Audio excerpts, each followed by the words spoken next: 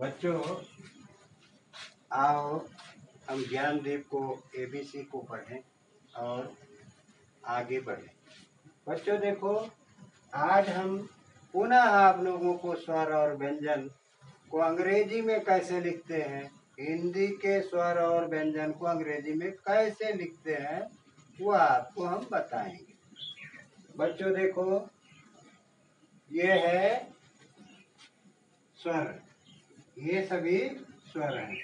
देखो, ए से आ को ए से लिखते हैं और बड़े आ को डबल ए, छोटी को आई, बड़ी को ई और ई, यानी डबल ई। छोटा ऊ को यू, बड़ा ऊ को डबल ओ और री को आर ई, ए को ई, आई को ए आई, ओ को ओ और औ को ए यू, अंग को ए एन और आह को ए एच आह। इसी तरह से हम स्वरों को भी लिखते हैं। देखो, स्वरों को हमने आपको बताया। अब आप देखिए व्यंजन को कैसे लिखते हैं। व्यंजन को का को के ए, खा को के एच ए और गा को जी ए लिखते हैं।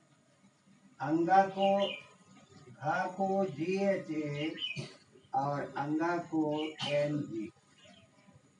चा को सी एच ए, छा को सी डबल एच ए और जा को जे ए, झा को जे एच ए और यहाँ को वाई एन,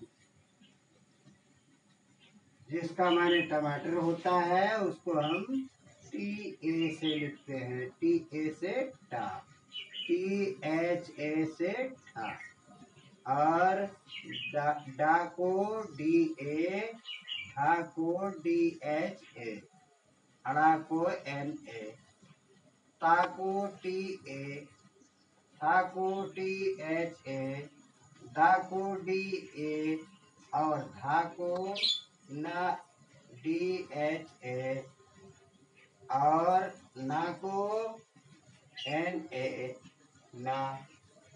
उसी तरह से पा को पी ए, फा को पी एच ए, बा को बी ए, भा को बी एच ए और माँ को एम ए। वाई, या को वाई ए, रा को आर ए, ला को एल ए, वा को वी ए और बड़ा सा को एस एच ए और खष्टी सा को भी एस एच ए ही लिखते हैं।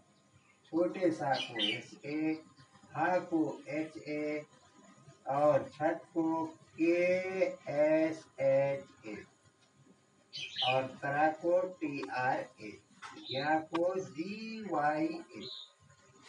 बच्चों, उसी तरह से हम इसको उल्टा रिपीट कर देते हैं आपको।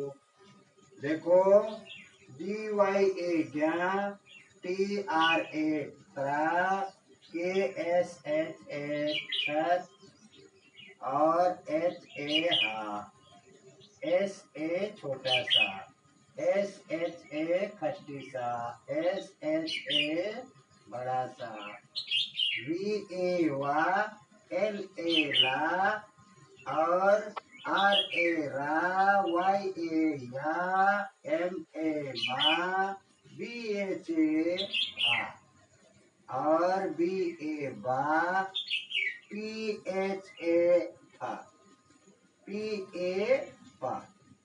उसी तरह एन ए से ना, डी एच ए से भा, डी ए से दा, टी एच ए से था, टी ए से ता, एन ए से ड़ा, डी एच ए से ढा, डी ए से डा और उसी तरह THA से ठा, TA से टा, YN से या, JHA से झा, JA से जा, CHHA से छा, CHA से जा, NG से अंगा और GHA से घा, GA से गा, KHA से का, KA से का।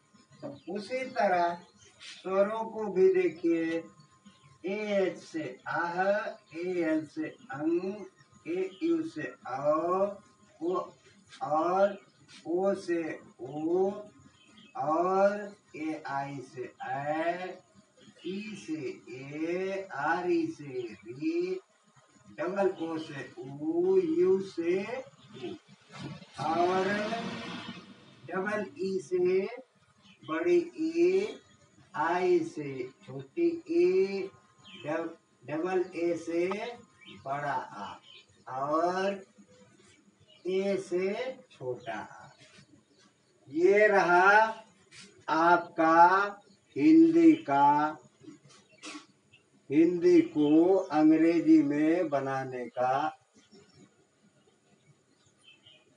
तरीका। हिंदी को हम अंग्रेजी में कैसे लिखते हैं, इस तरीके को आप लोग बार बार पढ़ करके याद करो, क्योंकि यह 7 समुंदर पार की भाषा है। इसे जितना आप लोग पढ़ोगे उतना ही यह आएगी, और जितना ही आप इसे छोड़ने का प्रयास करेंगे उतना ही यह आपसे दूर जाएगी। बच्चों, बस आज इतना ही। धन्यवाद। अगले दिन हम पुनः आपको पाठ्य सामग्रियों के साथ अवश्य मिलेंगे। कल हमने आप लोगों को कहानी भी सुनाई थी।